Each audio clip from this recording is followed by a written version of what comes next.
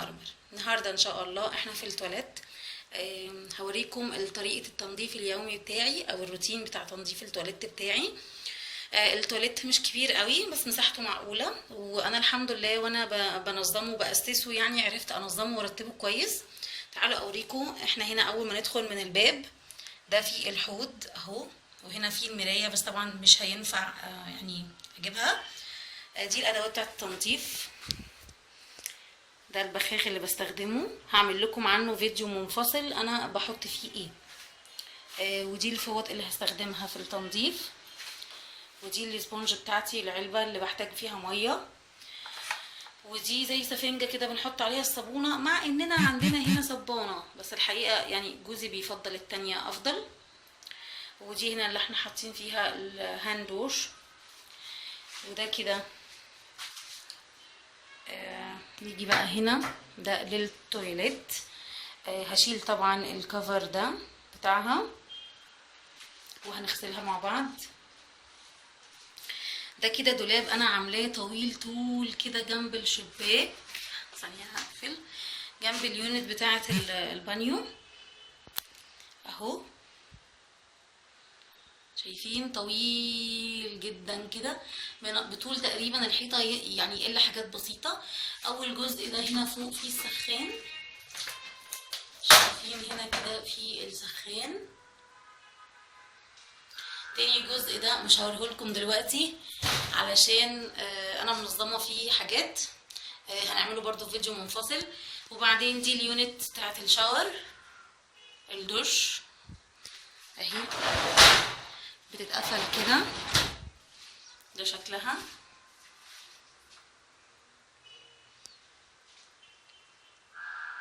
وبعد كده ده الباسكت بتاع التويليت، وهنا الفوطات، وهنا ادي الحوض كمان تحتيه دولاب اهو. وهنا كده ده الباب بتاع التويليت، بس احنا عاملين فيه ازاز مرسوم كده شكله لطيف جدا، الباقي كله قلم وتايل. خليكم معايا هوريكم خطوه بخطوه. طيب احنا اول حاجه ان شاء الله هنبتدي بيها هي عند الحوض. والبخاخ بتاعي ده انا هعمله لكم في فيديو منفصل. دايما بحب اشتغل ببخاخ، بيبقى اسهل انك ترشي كده بالبخاخ. وهستخدم معايا الفوطه دي. بصوا الفوطه دي انا مش عارفه اسمها ايه، بس هو باكت كده بيجي مع بعضه، متهيألي كده واضحه شويه بس هي عشان بيضه يمكن مش واضحه قوي. هو باكت كده بيجي مع بعضه فيه 3 أو 4 فوط من ده كده، اخضر واصفر وبينك وابيض. دي سهله كده تحسوها زي بس مش بتتقطع ومش قماش، هي زي فايبر كده او حاجه كده، سهله قوي انها بتشيل اي تكلسات في الحوض. بصوا الحوض بتاعي علشان ابيض بيبقى فيه كده لونه بيتغير وبحس ان فيه تكلسات كده. كل اللي انا هعمله من البخاخ ده كده على السريع كده، البخاخ ده فيه بريل وفي خل وفي كربوناتو وفي ملح ليمون وفي ديتول، كل ده مع بعض. هعمل ايه؟ هبتدي بصوا كده اوزع. ثانيه واحده البخاخ مفكوك. انا عايزه اعمل كده اهو. هبتدي اوزع على الحنفيه وعلى الرخامات، هنشيل دول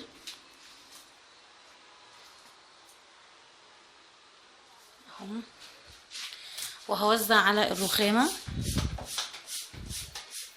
اهو بالمنظر ده. وهبتدي اعمل بخاخ كده على الحوض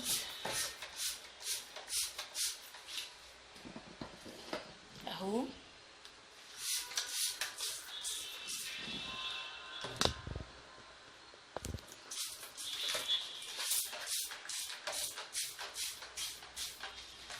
كمان هعمل كده على الدولاب من بره.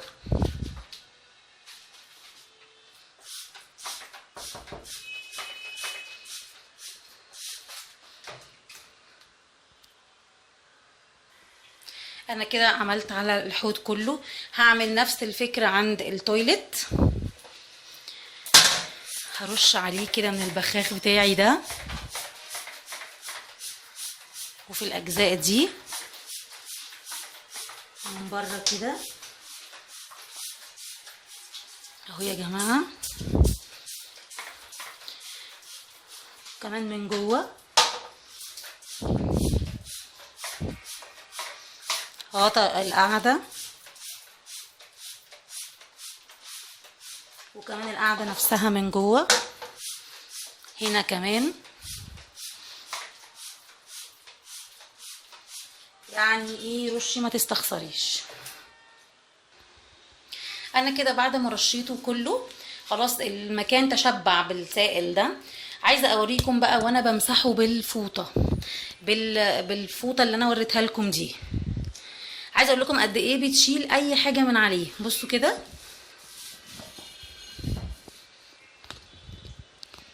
لو هنا عند المرايه، عند الحنفيات، بصوا بيلمع ازاي. حقيقه يعني الفوطه دي بالنسبه لي انا اختراع. بدل ما كل يوم اكب ميه واعمل بالاسبونج، انا بدل بغسل بالاسبونج مره واحده في الاسبوع. هي وقت تنظيف وقت التنظيف الاسبوعي بتاع التويلت. شايفين يا جماعه؟ انا عايزه اعمل كده زوم على الحوض.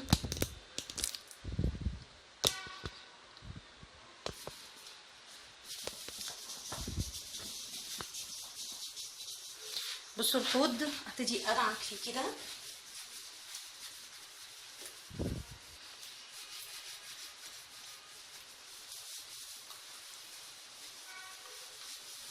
اهو. شايفين شكلها؟ الحوض انا هعمل حاجه، انا دي عندي بتتفك.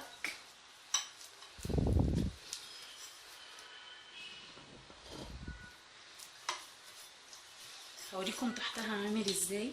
بصوا تحتها مش نظيف.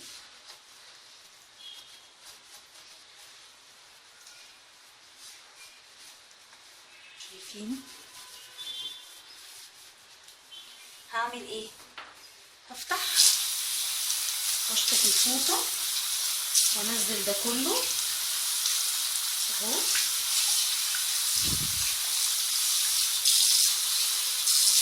وهعيد تنظيفه تاني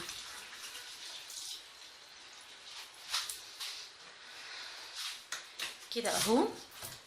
على فكره الحوض ما بيبقاش كده كل يوم يا جماعه، بس انا عشان الاسبوع اللي فات يعني ما اشتغلتش فيه خالص. الحقيقه كان عندنا امتحانات الميد ترم زي ما انتم فاهمين، فبصراحه ما كنتش بعمل حاجه وكنت مركزه مع الولاد في الامتحانات. ده بقى منظر الحوض في اسبوع.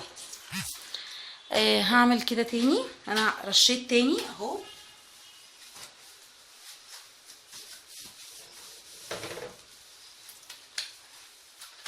اهو شايفين الجزء ده هنا بقى عامل ازاي، نضف ازاي. كمان هاكد على الحته دي،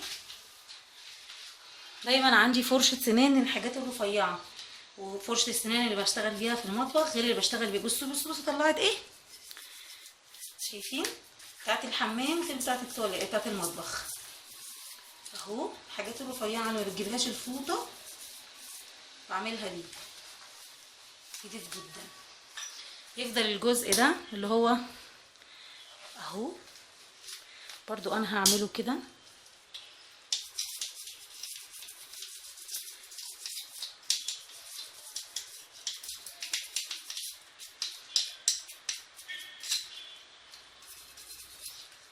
بصوا شايفين الفرق. الفوطه حلوه جدا، فوطه ممتازه الحقيقه.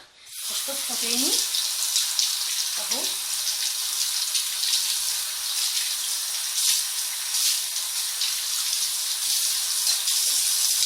هشطف الفوطه.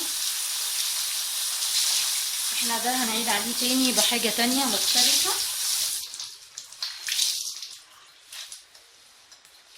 اهو. كده انا اتاكدت من نظافته كله. هرجع الفه تاني.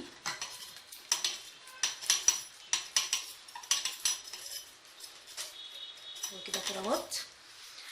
هعيد تاني كده.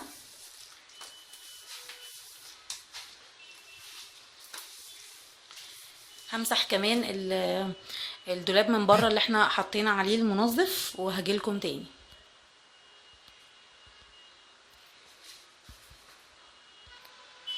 انا خلصت الجزء بتاع الحوض وفاضل لنا الجزء بتاع القعده، واللي انا اوريدي رش عليه البخاخ علشان بس يعني الماده دي تتفاعل معايا وتبقى الدنيا اسهل. هوريكم كده. انا هبتدي هنا بال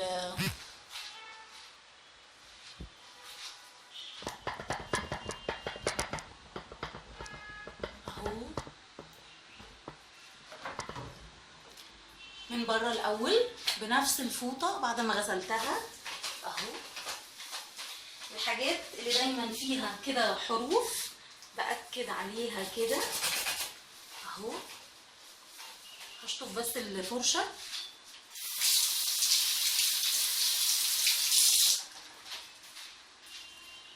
اهو. شايفين دي الحاجات دي اللي فيها حروف ممكن الفوطه ما تجيبهاش.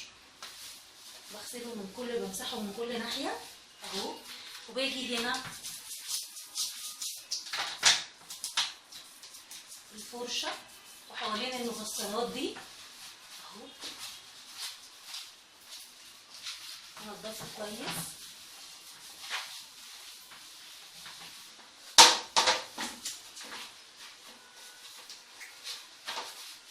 هنا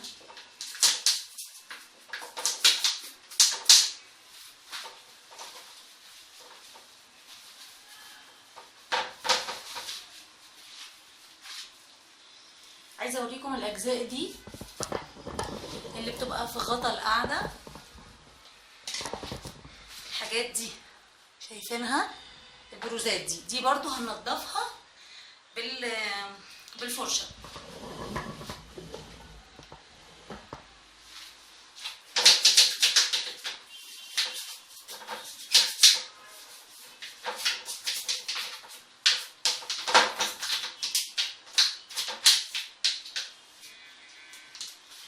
هأكد عليها كده.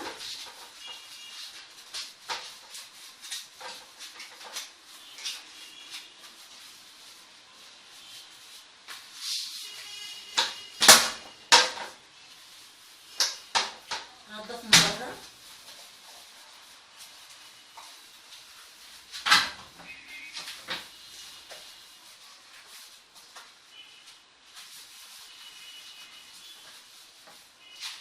يا جماعه حوالين القعده على الارض لازم اعملها كمان بالفرشه.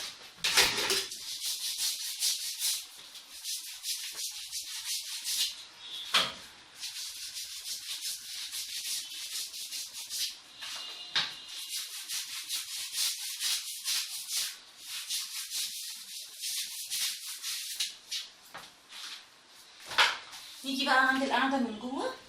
القعده من جوه انا لازم اغسلها بالسبونج بتاعتي، مش بكتفي بس بالفوطه، لكن لازم كمان السبونج. انا شديت السخون مع اني شاده السخون قبل ما ارش المنظف بتاعي، لكن كمان انا بحط اهو.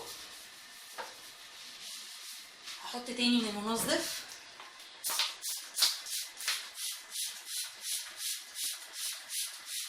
شايفين علشان اقدر بس امد ايدي جوه من غير ما ابقى قرفانه.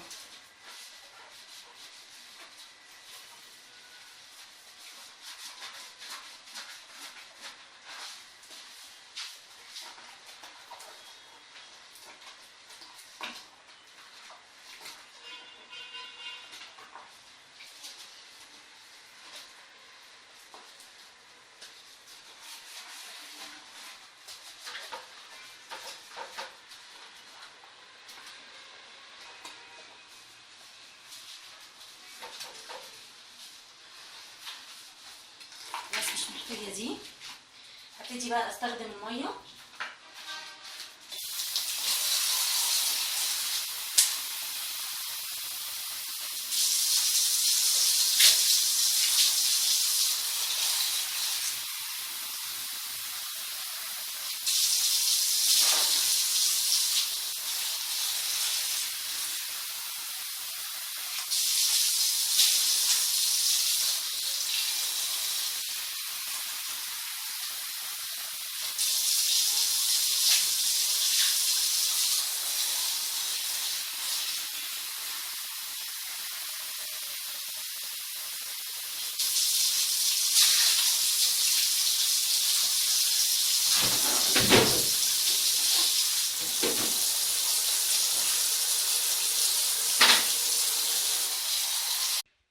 هنا يا بنات بعد ما خلصت دي كده العلبه اللي انا حاطه فيها الادوات اللي استخدمتها، الاسبونج والفرشه والفوطه دي هنستخدمها دلوقتي.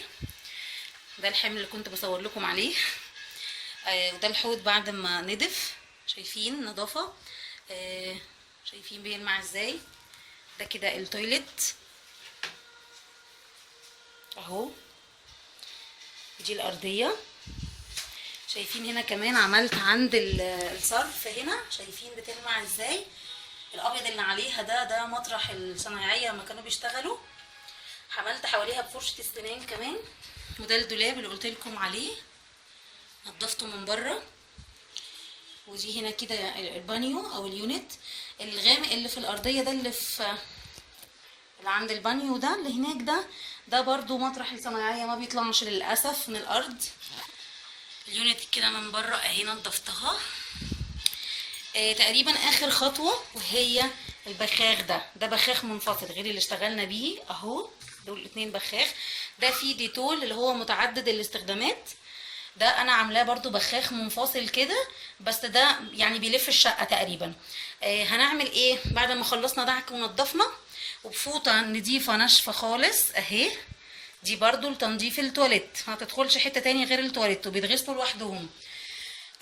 هرش كده بخ الديتول على كل حاجه غسلناها للتعقيم والتنظيف. هرش كده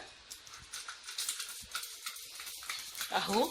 ممكن كمان ارش على الفوطه نفسها، بس لا يعني انا في حاجات تانية برش على الفوطه، لكن هنا في التويلت انا محتاجه يعني تعقيم مركز اهو. وهمشي بقى عليه بالفوطه كده برضو نفس الفكره، بس دي ناشفه خالص اهو. واحده واحده هعقم التواليت.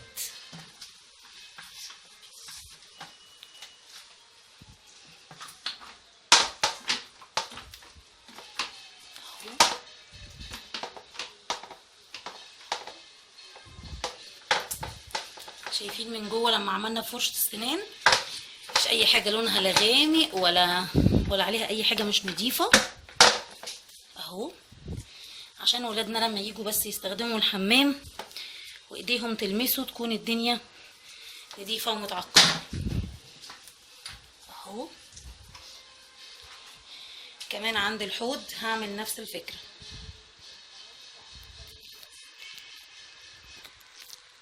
ده شكل التواليت خلاص بعد ما خلصناه، نضفناه وفرشنا الارضيه بعد طبعا ما تنضف ونشف. ده الطقم المفروش في التويلت، شايفين.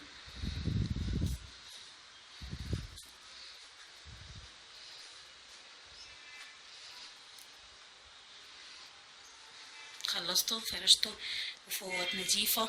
والباسكت كمان بس نسيت اصور الخطوه دي، الباسكت كمان اتعمل بنفس الخلطه واتمسح واتنضف من بره ومن جوه. الشباك ده شكل الباب من بره.